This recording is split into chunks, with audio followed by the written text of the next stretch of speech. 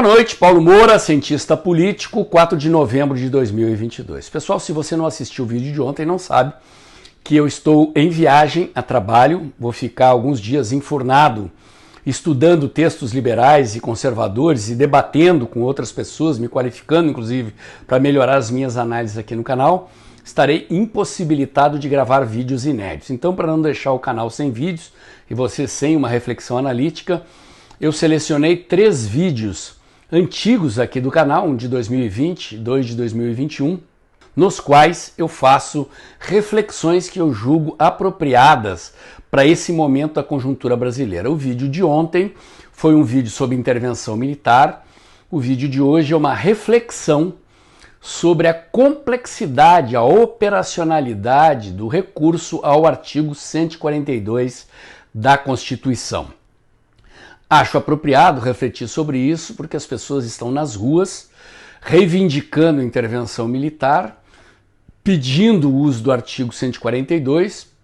Eu sempre fui contra a intervenção militar, sempre fui um defensor da solução pacífica feita na política e na democracia para os problemas políticos. Eu entendo a angústia das pessoas com o resultado da eleição, mas acho que para a gente tomar decisões serenas, tranquilas e racionais, a gente precisa raciocinar com base em todas as informações disponíveis, porque agir de impulso de maneira impensada não é adequado, não costuma produzir bons resultados. Então eu vou trazer a minha reflexão para vocês aqui, para que vocês entendam que não é tão simples como se imagina fazer uma intervenção militar. Como eu disse no vídeo de ontem, os militares não querem uma intervenção militar, e o artigo 142 da Constituição envolve uma série de impossibilidades jurídicas e políticas que eu vou explicar nesse vídeo, ok? Fiquem com o vídeo aí, depois eu volto. Eu aposto que você que está me ouvindo aí, especialmente aqueles que defendem a intervenção militar ou o recurso ao artigo 142 da Constituição, nunca parou para pensar como é que se operacionaliza uma decisão desse tipo ou que condições é preciso ter para viabilizá-la do ponto de vista político. Sim, porque não é apenas uma operação militar. Ela tem condições políticas precedentes e ela tem consequências políticas posteriores, e é sobre isso que eu vou falar no vídeo de hoje. Então, prepara o banquinho aí, senta, porque vai ser um daqueles vídeos densos, coxudos, que de vez em quando eu tenho que fazer aqui no canal. Me dediquei a pensar nestas variáveis, nas circunstâncias necessárias e nas consequências que, como diria o conselheiro Acácio, vem sempre depois. Em primeiro lugar, é preciso dizer que o que está em questão aqui é a possibilidade do recurso ao artigo 142 da Constituição, o que seria algo inusitado e muito diferente daquilo que aconteceu no Brasil em 1964. A crise sistêmica de 1964 era de outra natureza. Os militares não estavam no governo, estavam fora do governo, e havia 2 problemas institucionais e estruturais sérios no país. O primeiro deles era a ameaça da esquerda comunista tomar o poder em armas. Há um documentário, em 1964, da produtora Brasil Paralelo, que mostra claramente que sim, havia inclusive uma articulação internacional com o Partido Comunista da União Soviética, da Tchecoslováquia, para conspirar a tomada do poder no Brasil, e estes foram os motivos dos militares terem reagido e tomado o poder. A segunda questão que muita gente desconhece é que havia uma paralisia decisória provocada pela fragmentação partidária e pelos impasses frequentes que aconteciam no Congresso Nacional. O sistema jurídico legal da época conferia muito poder às minorias no parlamento. O presidente, como agora, tem dificuldade de montar a maioria e as minorias tinham forte poder de veto. Esta combinação de fatores levou os militares, então, a tomar o poder em 1964 e foi uma tomada de poder completa, né? Ou seja, deram um strike nas instituições, entraram os militares, tiraram os políticos, caçaram, prenderam gente, inclusive gente da direita civil daquela época. Recorrer ao artigo 142 com um presidente militar, com o governo cheio de militares, é uma operação política e militar de outra natureza. Em circunstâncias normais da democracia, o judiciário é o poder encarregado de dirimir conflitos. O legislativo é aquele que elabora o orçamento e dá, através da lei, as diretrizes na direção das quais o governo deve andar. O executivo é o encarregado de executar o orçamento e seguir as diretrizes do legislativo, que é a Casa do Povo, e os conflitos de poder em torno da destinação do orçamento e as próprias disputas pelo poder entre governo e oposição, normalmente são dirimidas, são arbitradas pelo Poder Judiciário. Há uma semelhança entre o que aconteceu em 64 e o que está acontecendo agora no Brasil. Ou seja, nós temos uma crise sistêmica. Uma parcela do Brasil, a parcela do Brasil que trabalha, que paga os impostos, que não vive de mamar nas tetas do Estado, cansou da roubalheira do PT, cansou da roubalheira geral nas instituições, cansou do PT e do PSDB, foi às ruas, derrubou o governo do PT, rejeitou o PSDB nas urnas e elegeu o presidente Bolsonaro. Portanto, dentro das instituições, numa parcela do Congresso, na máquina do Estado, mas principalmente no STF, estão os representantes das forças derrotadas em 2018. Então não se trata de um conflito entre comunistas armados e militares que querem impedir a tomada do poder revolucionário pela esquerda. É uma crise de outra natureza, mas é também uma crise sistêmica. E o problema desta crise sistêmica, como eu já tenho insistido aqui nos meus vídeos, é que a instituição que deveria ser encarregada de dirimir os conflitos, de arbitrar a solução dos conflitos, em geral, entre governo e oposição, é parte da oposição. É uma oposição, como eu já disse em vídeo aqui no canal também, sistêmica. O pano de fundo deste conflito, então, é o Brasil que quer mudar na direção daquilo que as ruas disseram quando o PT foi removido do poder e quando o presidente Bolsonaro foi eleito, e das forças derrotadas em 2018 que estão entrincheiradas na máquina do Estado, nas instituições, na mídia, no ambiente cultural, resistindo e tentando impedir o Brasil de seguir o seu rumo. Nessas circunstâncias, quem poderia ser o Tertius, a terceira força capaz de assumir este papel de árbitro do conflito? Historicamente, é o chamado poder moderador, que no tempo do Império era atribuído ao imperador e depois, no tempo da República, é atribuído aos militares que em diferentes momentos da história do Brasil entraram no jogo político, entraram no poder sob circunstâncias totalmente diferentes para resolver conflitos estruturais, conflitos desta natureza, insanáveis de outra forma. Muito bem. Para que isto aconteça, ou seja, o que é o artigo 142?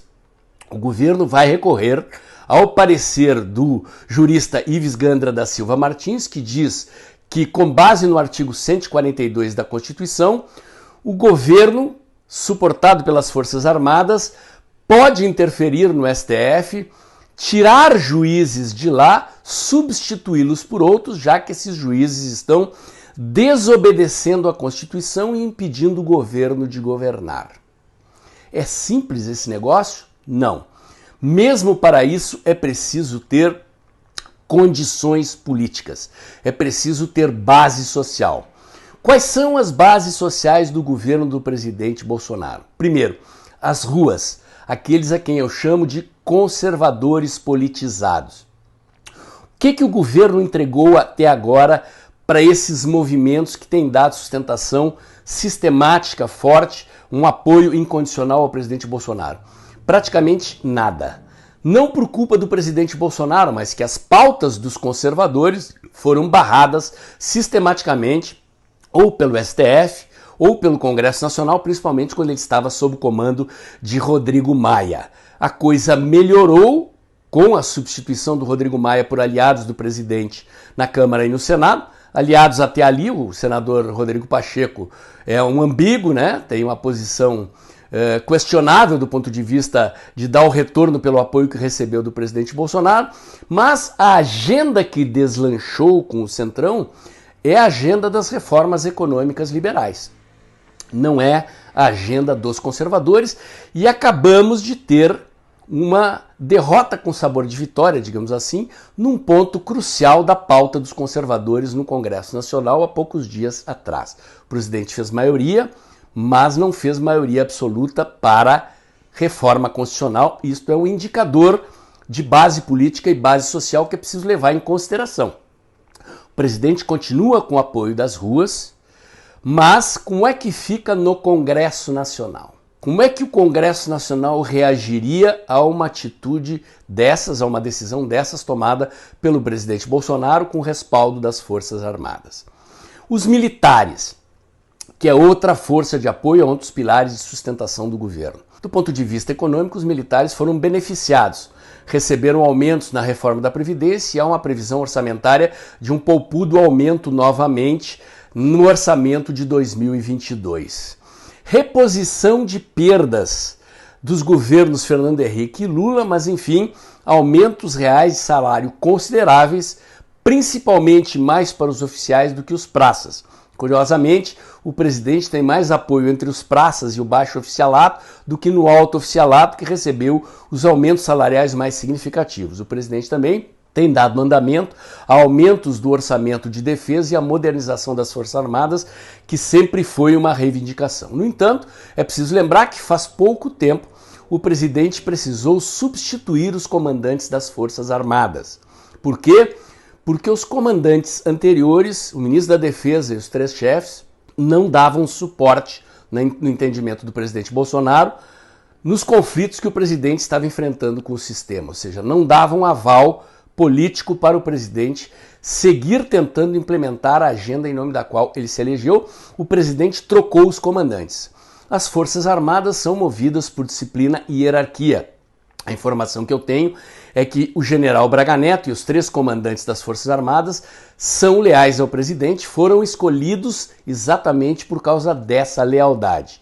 A pergunta que fica é: e esses oficiais que foram retirados, foram mandados para a reserva, e outros que eventualmente ainda estão na ativa, obedecerão fielmente, disciplinadamente, uma ordem do ministro da Defesa, general Braga Neto, para que deem suporte ao presidente para usar o artigo 142 e interferir no STF?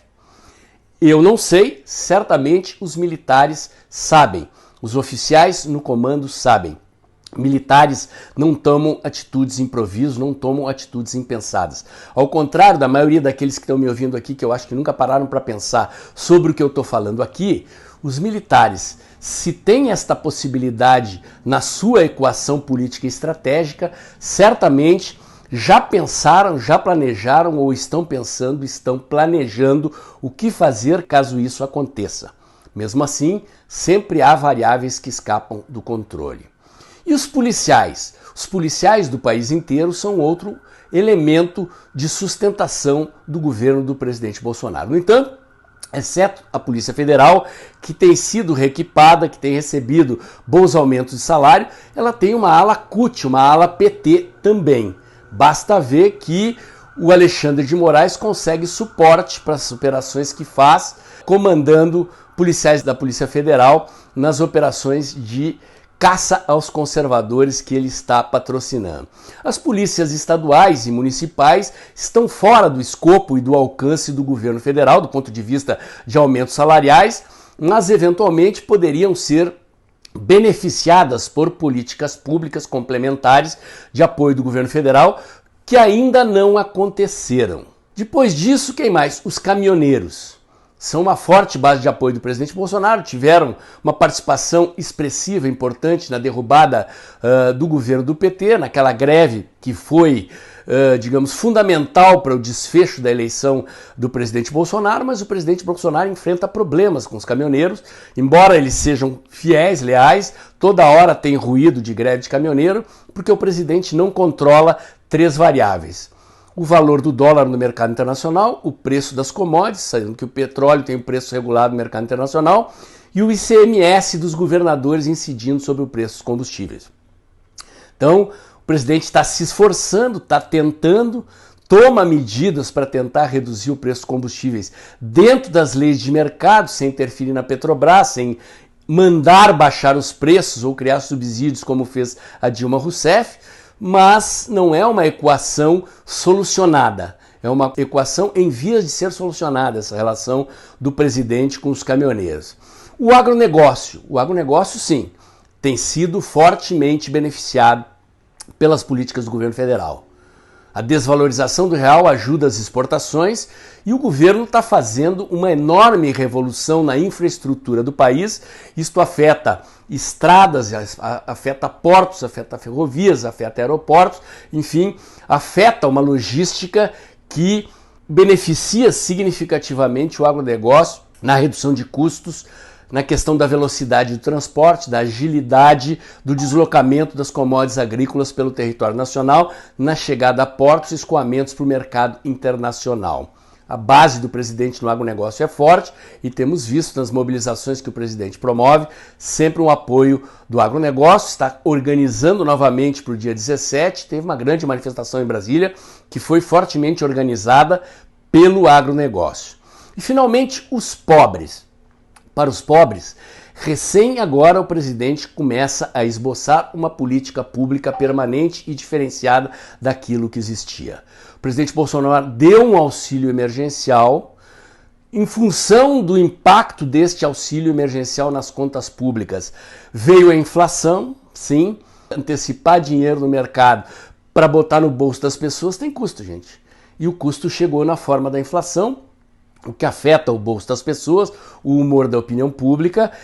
O auxílio emergencial teve o seu valor reduzido, mas prorrogado, e agora o presidente está encaminhando ao Congresso uma medida provisória do Auxílio Brasil, mais amplo e mais lucrativo para o bolso do pobre do que o Bolsa Família, mas ainda não entrou em operação. Então, do ponto de vista de construir base social para sustentar a sua permanência no governo, o presidente tem uma série de pontas soltas e uma equação em aberta. O presidente vai ter que resolver isso. E aí é uma questão de tempo para que os benefícios que ele efetivamente ofereça para esses segmentos que eu citei aqui e eventualmente outros, exerçam papel político de angariar apoio, seja para o artigo 142, seja para a reeleição do presidente em 2022. Muito bem. Outra variável importante aqui é o tamanho das manifestações. As manifestações da direita são maiores do que as da esquerda.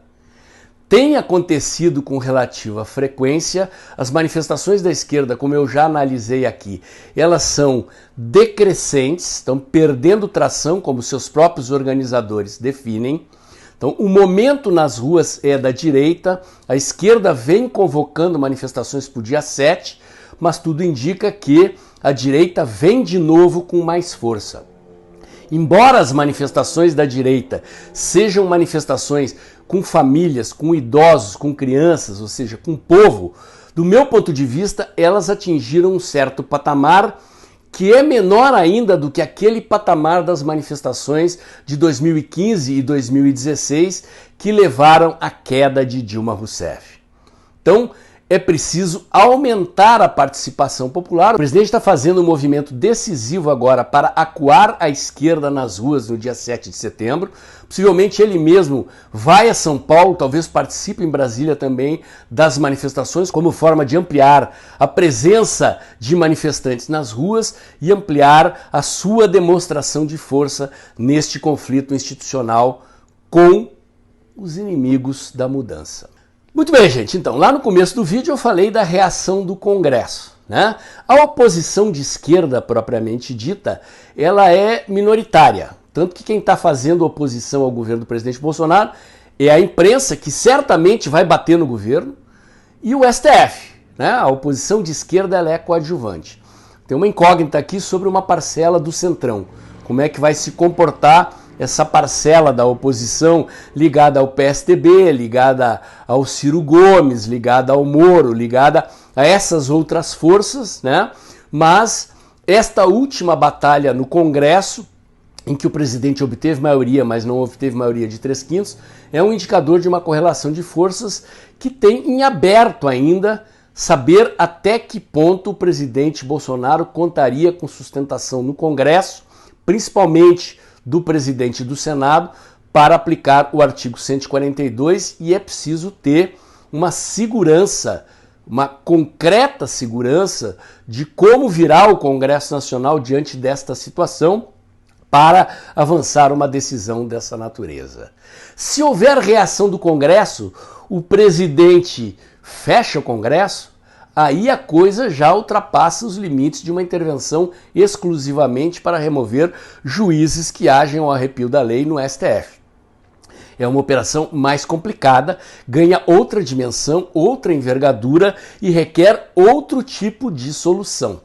Muita complicação. Lembrando que em 1964 foram presos parlamentares, inclusive parlamentares da direita civil. Cassações, exílios não foram privilégio da esquerda exclusivamente. Forças sociais se opuseram à decisão dos militares, forças sociais da direita civil se opuseram ao regime militar a uma determinada altura e o regime reagiu. Quando você toma a decisão de tomar o poder, não pode hesitar. Se tomar esta decisão, é strike, tem que fazer um serviço completo. Não é o caso do recurso ao artigo 142.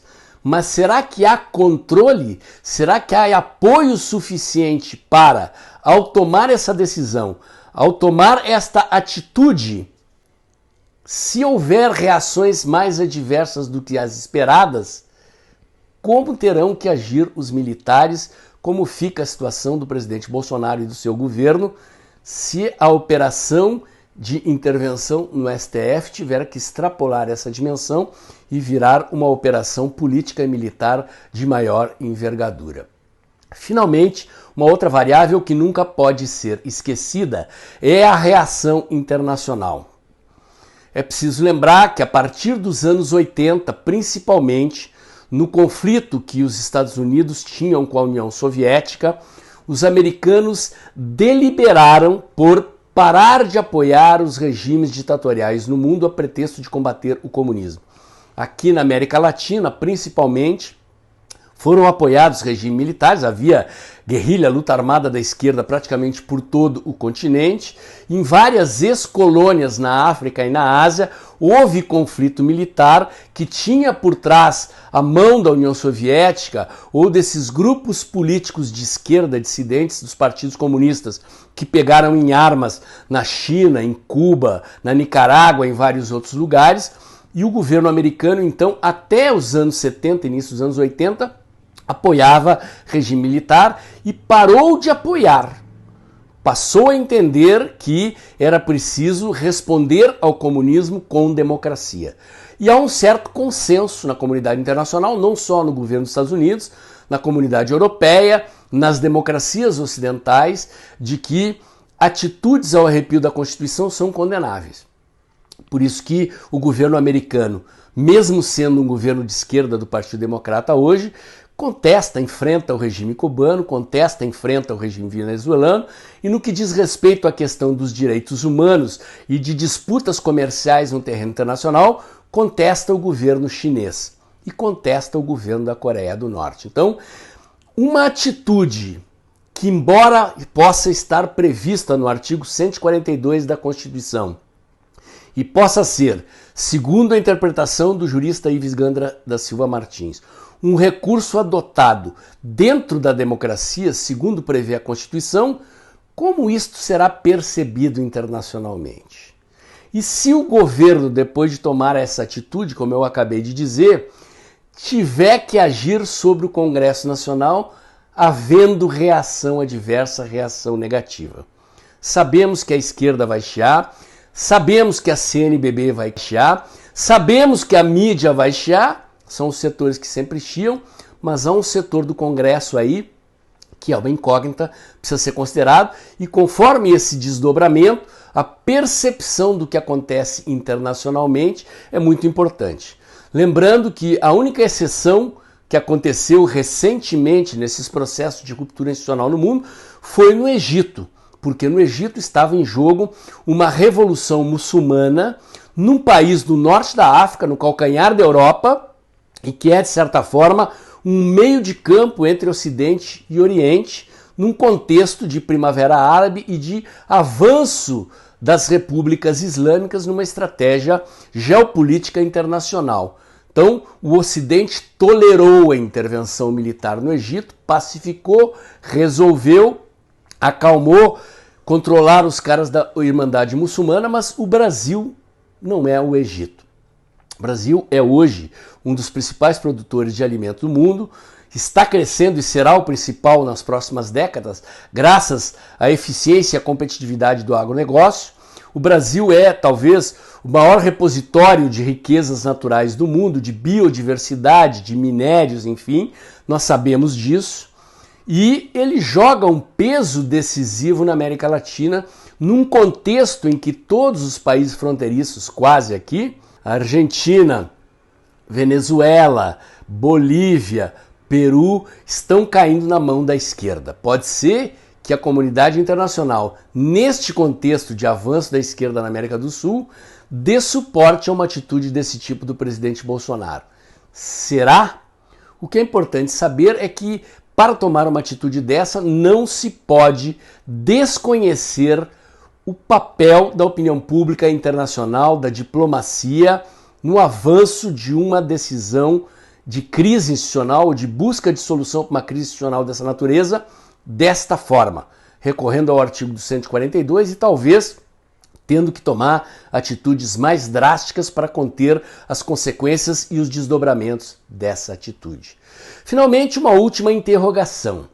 Vamos imaginar então que a decisão de intervir no STF com o artigo 142 é tomada, posta em prática e são removidos dali 10 juízes, ou pelo menos os juízes que estão capitaneando a luta política contra o novo Brasil, contra o governo do presidente Bolsonaro, contra as mudanças em nome das quais o presidente Bolsonaro foi eleito. Como se dará a substituição desses juízes? Porque pela Constituição, novos juízes têm que ser indicados pelo presidente e eles têm que ser sabatinados pelo Senado.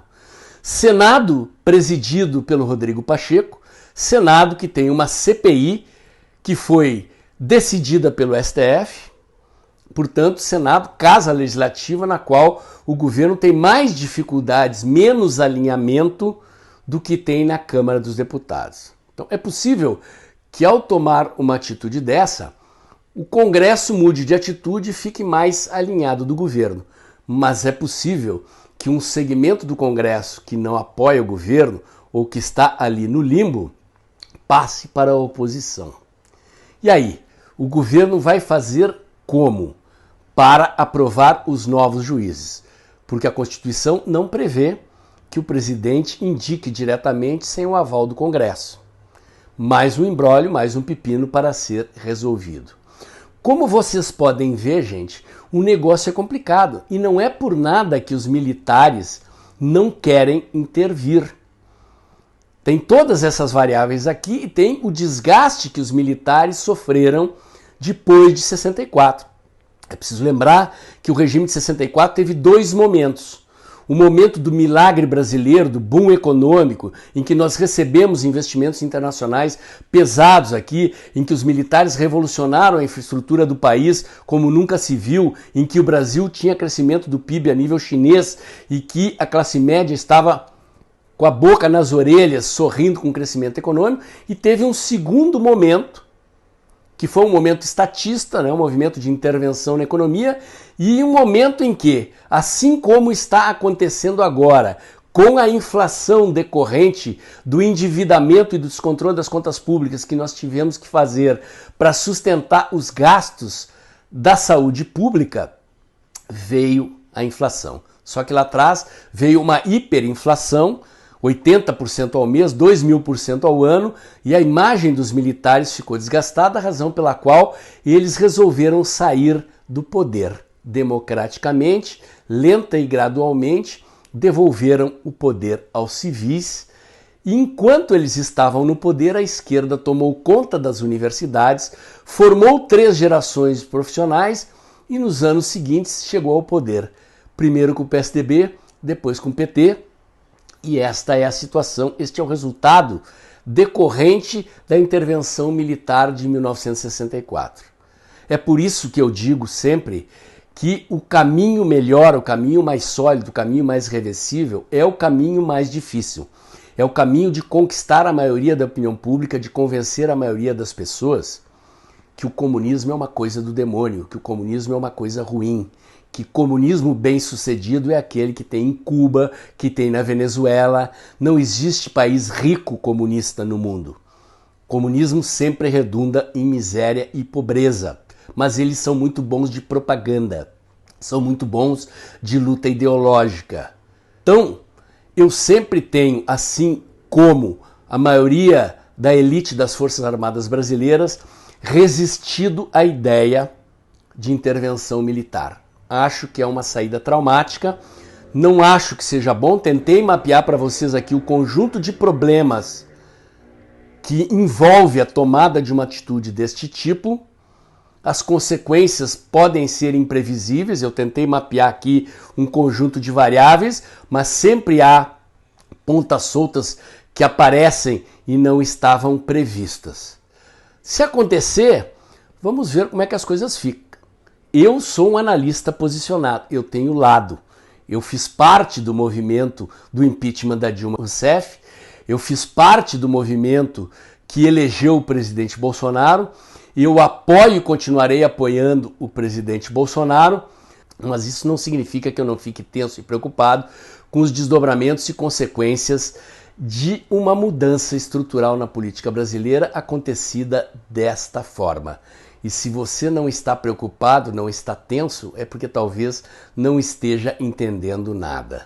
Então, pessoal, como vocês podem ter visto aí pelo vídeo de hoje, pelo vídeo que eu republiquei ontem, infelizmente, para muitos que estão esperando uma solução mágica, né, uma solução rápida para o problema da vitória eleitoral do Lula, vocês estão vendo que existem várias dificuldades e impossibilidades que não podem ser ignoradas. Não adianta a gente ficar reivindicando uma saída que não é saída, porque ela não vai acontecer. Eu, pessoalmente, repito, eu sou contra a intervenção militar, sou a favor de soluções pacíficas, constitucionais. Sei que a situação é difícil, mas acho que povo na rua, em massa, como aconteceu em outros países do mundo, pode sim derrubar governos, causar algum tipo de crise política que leve à necessidade de uma solução que não pela intervenção militar. Quem quer o artigo 142, em última análise, quer intervenção militar. Então, pelo que eu falei no vídeo de ontem e no vídeo de hoje, ela não vai acontecer. E é preciso que as lideranças do nosso movimento reflitam sobre que caminhos nós temos pela frente se não teremos intervenção militar, muito menos recurso ao artigo 142. Eu espero ter ajudado as pessoas a entender essas questões, espero ter contribuído com a minha reflexão, e se você gostou, curte, comenta e compartilha, bota dedãozinho lá, aperta o sininho para o YouTube avisar você quando tem vídeo novo no canal, inscreva-se aqui no meu canal, inscreva-se também nos meus canais alternativos, o Dextra by Paulo Moura do Telegram, o Dextra Jornalismo da Cos.tv. Acompanhe meus comentários diários no canal Tempo e Dinheiro, do jornalista João Batista Olive, de segunda a sexta-feira, um pouco antes das 2 da tarde. E lembre-se, o vídeo está acabando, você está com o celular na mão aí, abre o aplicativo do seu banco, pinga seu Pix mensal aqui para o canal, ajuda o canal a crescer, convide seus amigos, compartilhe os meus vídeos. Amanhã tem mais.